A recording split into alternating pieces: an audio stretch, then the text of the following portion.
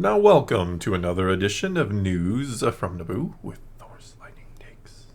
And let's get right to the news. Alright, coming fresh off of D23, we got another interview with Diego Luna about Andor Season 2. Yes, he got interviewed by Rotten Tomatoes this time. I didn't know they did interviews. Well, when your show's good, I guess they do. Yeah, so they met up with him at D23, and so we got a little more information about the new season. Okay. Yes. Starting off, they asked, how is Cassian's mindset going into the season? Luna says, he's still a very conflicted man, someone that knows that he has to become part of this movement, that the cause means something.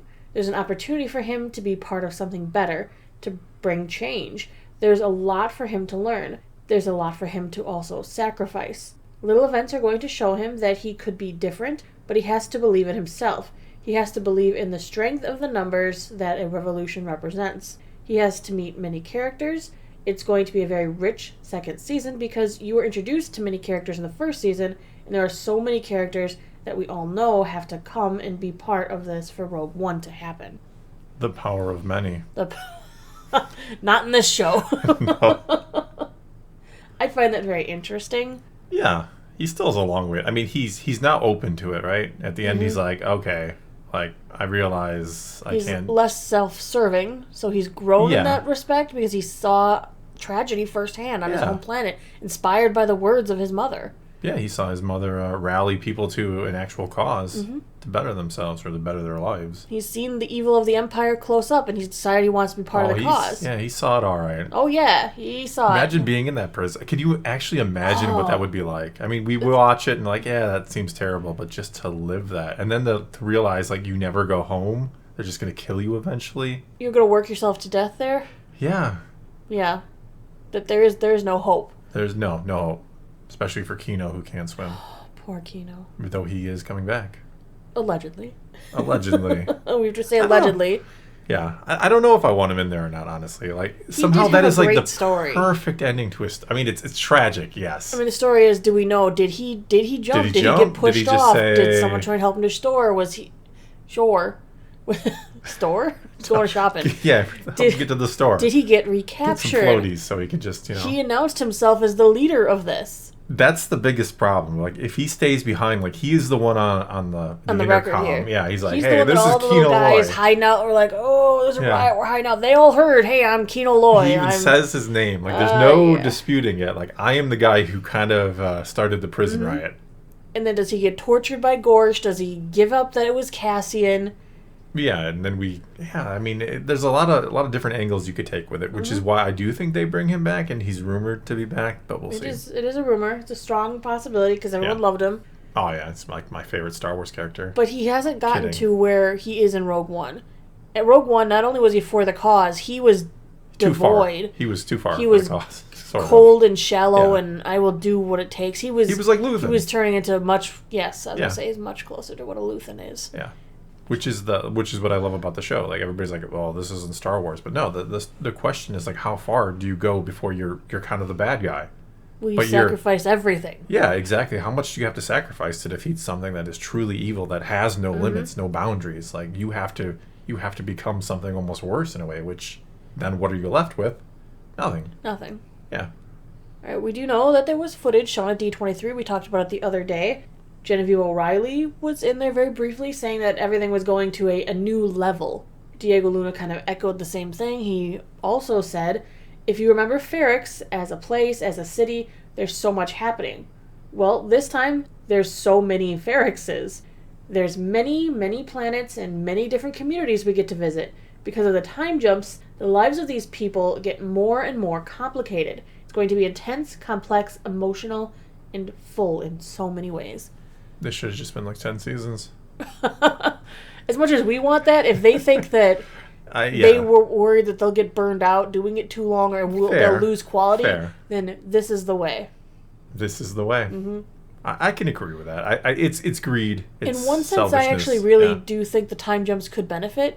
If you go back to the same place year after year, seeing as the reign of the Empire, they're tightening their grip as they go, getting a closer time-lapse look at places could be really interesting I agree. to see in one season. It might be more impactful. Like, okay, here we are, season 1, or the first arc, and then the second arc, we're in the same place. It's a little worse, and gets a little worse. And like, I agree with that. Seeing how the minor rebellions are progressing, what is the repercussions on these cities? What it's interesting. Yeah, I really feel like not that it should have been, but this feels like a show that could have just been like 10, it could have been 12. This could have been a Game of Thrones. Indefinitely running. This could have been long running series. There's just so much you could explore, and I'm not saying it should have, and it probably gets old at that point. And you get to the last season, and Arya shows up, beats the Emperor, and it's all over. It's all over, man. Oh my goodness! Well, for now, she beats him.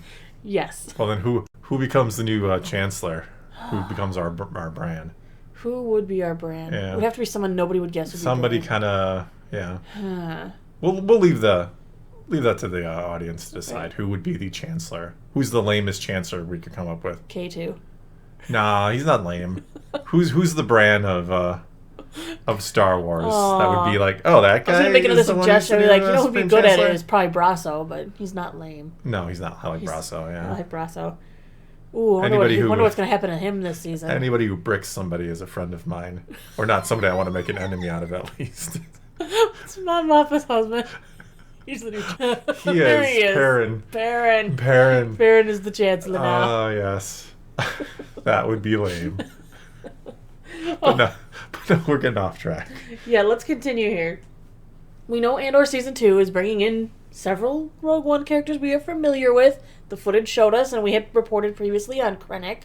We also know we're getting the origin story of K2. A new origin story. Yeah, meeting Cassian. The comic book is being wiped away, and I'll be okay with it. We're losing a one-shot for an actual story. In live action with the original actors. Mm-hmm. Yeah, I'll take it over the comic. Yes. Well, it's still, a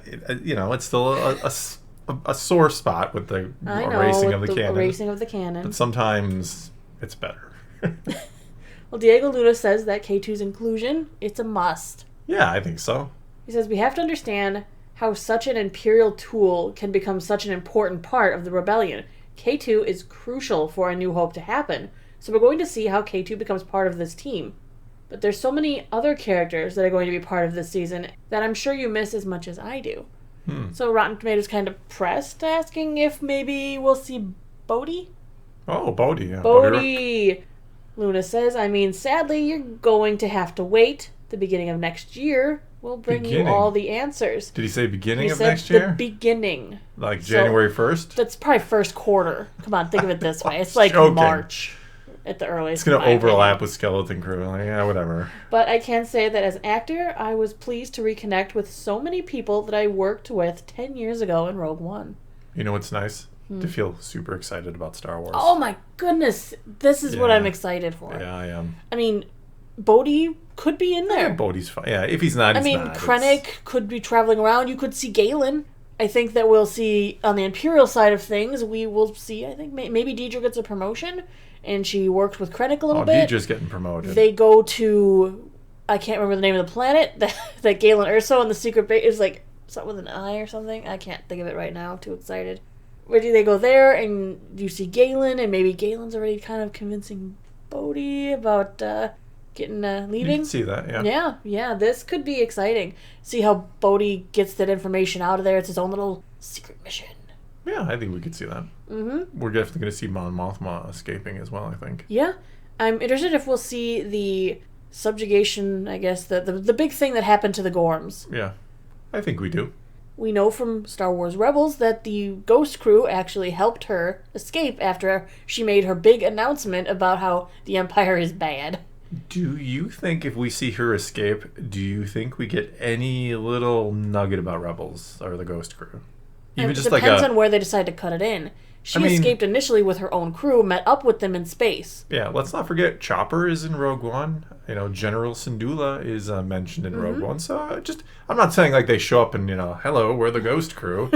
I'm saying like, yeah, thanks to the she says thanks to the Ghost Crew I escaped, or something, yeah. Or Phoenix Squadron or something like that. But for everyone who doesn't know, what happened, remember in Season 1, she talked about, like you heard brief conversations, throwaway conversations about the Gorms. Yeah. About how they aren't being treated properly, the trades and stuff aren't going the right way for them. Well, the Gorms eventually decided to protest. Bad idea. and block the ships from landing that were coming to their planet. You just land anyway. And they landed on top of them. Yep. That was like the straw that broke the camel's back, that Mon Mothma said, you know what? I'm publicly denouncing the Empire, and this is it. I'm curious if they're going to follow that storyline. I loved that they had mentioned it in season 1. I feel like that has to be in there. Yeah. Just land anyway. Just land anyway, I guess. Ooh, that's rough. Lastly, they asked about Bix. And they're like, hey, what's going on with Bix? And Luna said, be ready. Like, if you see Rogue One clearly in this second season, there's a potential goodbye coming or something, because Bix is not part of Rogue One. Well, that doesn't mean she's, like, dead. She's No, not a part of it. You said potential goodbye. Yeah. Doesn't well, usually mean- in this kind of thing, It could mean that means, I can't take this anymore. Maybe her mental state has broken down and she has fine. It was just stay in hiding with Brasso and B2. It was just dying screams of children. She's fine. I think that she gets unstable and she joins up with Saw and the Partisans for more extreme... approach. An active approach is one way of putting it. I could see that. I could see that too. Let's move on to something else very quickly today. I know we spent a long time on Andor, but Andor deserves the time. Let's spend more time on Andor.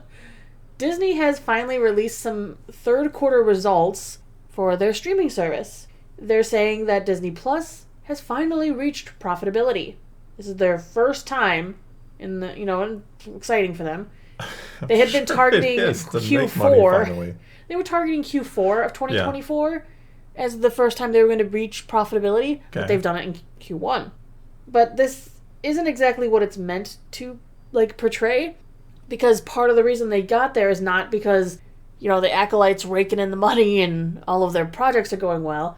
It's a lot because of the fact that they have bundled with Hulu, they have bundled with ESPN Plus, and those draw a lot of people to them. Yeah, they're cheating. Yeah, they're kind of cheating. It's not just Disney Plus that has become profitable. It is their package that is profitable. They have a profitable package, do they? Boy. Well, some have a profitable package. I believe this is why they are going to be raising prices, allegedly, by $2 in October. Yep. Yeah. I love their motto of not giving us more, but just charging us more. Well, I mean, it's true. What has Disney Plus changed in the last 5 years that they give us more? You can argue that they're always adding new content. How so? Just because they're buying the Marvel movies come out and stuff like that. But I'm saying original Disney Plus content. Mm-hmm. How much is there actually? I don't know. I can't answer that. Yeah. I think you could if you just looked and did a quick browse. You'd see 20 things in the last 5 years. I'm sure I'm exaggerating, but it's not like there's a ton of original content on there. No, but they do get to put up stuff that they have on the TV channels. Like, you can watch The Simpsons, and you can watch... Well, sure, but they original, get a lot of, brand new. I know what you're saying. I know you know. But not everything... Yeah. Even Netflix, everything that they put out there isn't original. They're getting animes from overseas and saying, hey, look, we have this now. But it's adding to the catalog more so than adding originals. I feel like weekly... It's cheaper to add to the catalog than it is to add originals. I feel like damn near weekly, and not that you're going to be interested in all of it, but pretty much weekly there's new stuff going up on Netflix, and new stuff that they're producing. Yeah, I can agree with that. They've been doing it a long time. They start to know what works. Well, yeah, they clearly do. But one other thing that's interesting is they did roll out the Disney Plus, Hulu Plus, HBO Max. Plus. And the no ads tier for that is $17 a month. And the ads tier for the three is $30 a month. I think you got that backwards. Oh. Yeah, we get you. No ads for $30 and ads for $17. Yeah, I think I wrote no ads on both of them. And I don't even know if you get all of the HBO content because it has a little asterisk and it's select HBO titles on Hulu Plus app or Hulu app or something. I was like, what? Select ones, all the bad ones. I don't know. You get House of the Dragon? I think that's what really matters. Well, you'll still get some limited commercials even if you pay for the no ads because some of the shows like House of the Dragons come with a built-in sponsor. Okay. I suppose that's acceptable. No okay ads except for the ads that you automatically get. If you front load a minute and a half of ads, that's fine by me. I prefer that over the breaks, yes. But what's really odd to me is there's no in between. Either you have all three or you don't get HBO. You don't get to have a bundle of Disney and HBO. You have to have Hulu the middleman. You don't get to cut Hulu out. You have to have all three in order to have HBO. Wonderful. I don't understand why they had... I think it's because You can't stream Max through Disney Plus. You have to stream it through the Hulu app. Okay. Is how they've made it work. I'm sure the technology does not exist to. Well, because do it any Disney other way. Plus has parental and I don't know. Yeah. They just make stuff Yeah, up. the technology. Technology does not exist. No, we could never figure that out. Well, just like if you go to the Hulu app, there's more titles there than if you try and watch Hulu through Disney Plus. Okay. It's very Stupid. yeah. Okay. But that's all I've got for you this Oh, week. all right, well then that's all we got for you. So now it is your turn. Take to the comments below. Let us know what you think of any and all of today's news about Andor or Disney Plus or about whatever. And so leave your comments below. Let's talk some Star Wars. And until next time, thanks for watching.